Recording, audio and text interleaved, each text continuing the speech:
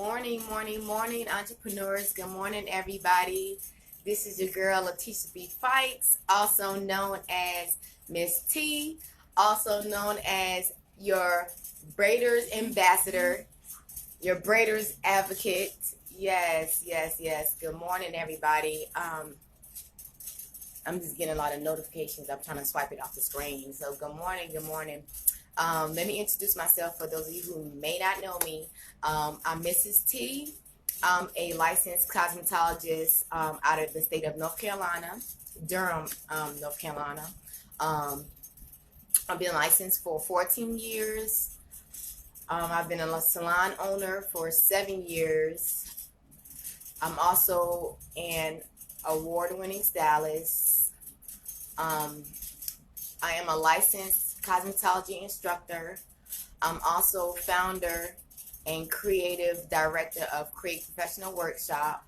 I think that's all.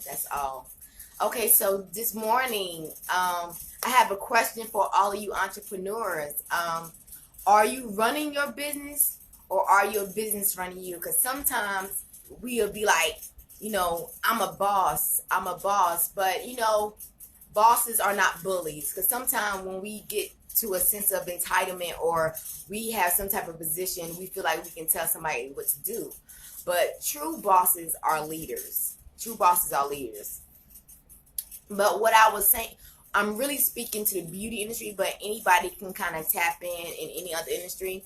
So when I'm saying, are you running your business or your business running you? Because sometimes in the beauty industry, the clients run the show. It's like, okay, if you allow text and calls or whatever, or emails, however you contact your clients, or if you do online booking, they'll message you, well, these are the only days that I have.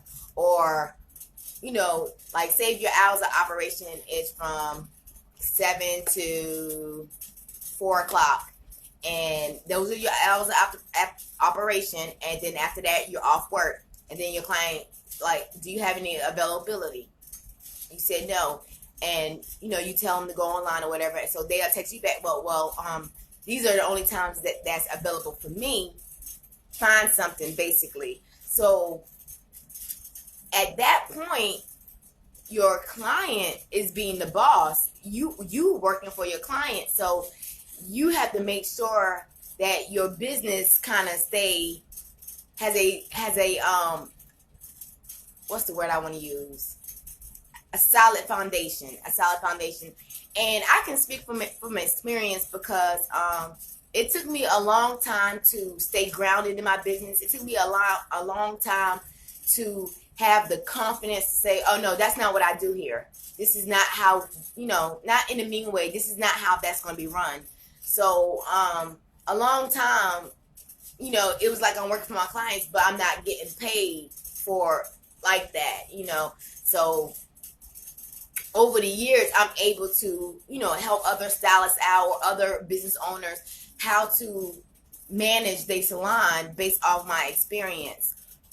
Hold on, let me get my paper. Yeah, based off my experience. Hold on one second, guys. I just finished eating a biscuit this morning, so my throat is a little bit dry.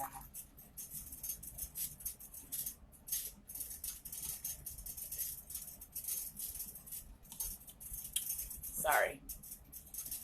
Okay, so how many business owners in here have a policy? Anybody has a policy on their websites, posted on I guess the community board in your business? Yeah. Anybody have a policy?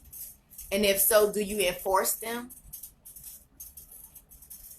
And I'm speaking from experience, because for me, a long time, clients would arrive late and that will push me back on services, and I wouldn't say, I'm like, oh, it's all right. But in reality, it really wasn't all right, because now I'm late on all these clients, and then I really had something to do, and I'm unable to go to the places that I wanted to go, because now it's closed, because 10 minutes late for my first client can make me, by the end of the day, almost an hour late myself because I'm pushing back on all the clients. So you want to make sure that you enforce your rules. Okay, so let me know how y'all see me out there, because on my end the screen is kind of getting like blurry, and then it's coming back on. Okay. And another thing that I want to talk about when it comes to business, you can't make somebody pay your prices.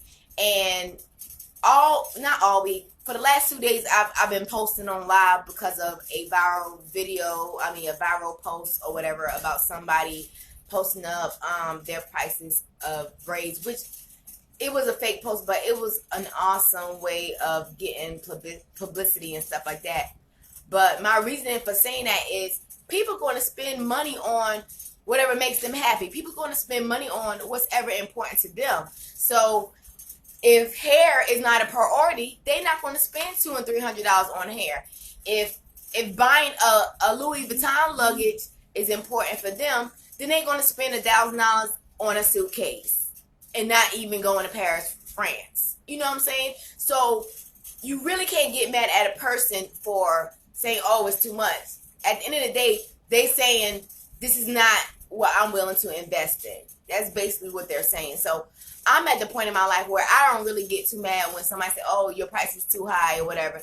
In my mind, okay, that's not in your budget. You can't afford that price. You know, not to be mean, but it's not in your budget, and that's okay.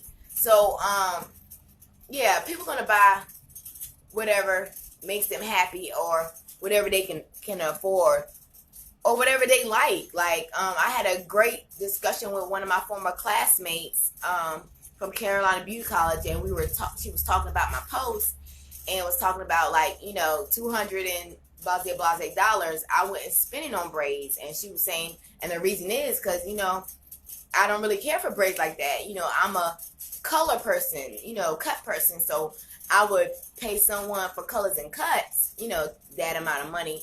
And I respected that because, like I said, it's based off your viewpoint. What's important for you. To me, and this is not knocking people to go to college, I think it's a waste of money for people to go $100,000 in debt just to graduate, and you don't even have a job to pay that off. And that's my personal thing. Like, I have 2 kids growing up. Yes, they're going to have money saved up, but I'd rather for them to save that money up and start a business versus going to college and getting in debt, and then you ain't got no job when you get out. So, to me, investing $100,000 in college that's not even teaching them a trade with their hands, that's not important to me. But if my sons want to go to college, that's their path. I can't make them choose my path. But I would love for them to have some type of craft where they use their hands. You know, I would invest in that. Oh, you want a company instruction? Okay, let me invest in your lumber. Let me invest in your tools. You know, that's being a boss. That's taking charge.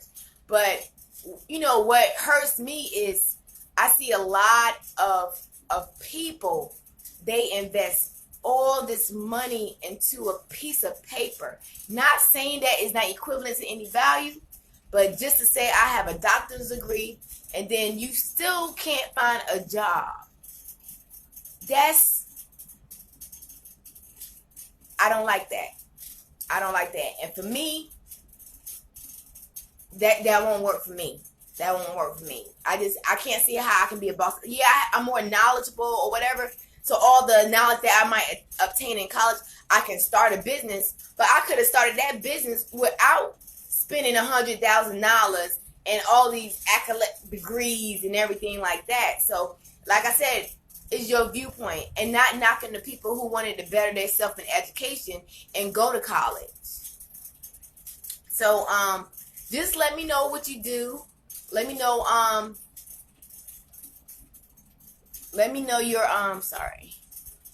your viewpoints on college. Let me know your viewpoints on setting rules, enforcing them. Let me know your viewpoints on, are you self-employed? Are you an employee? Are you a boss? You know, different things like that. So I'm not going to be before you long. I'm actually about to log off now. I got to get ready for a client. But, you know, I just wanted to talk this morning. All right, guys. So this is your girl, Miss T, again, and I'm logging off. So stay educated.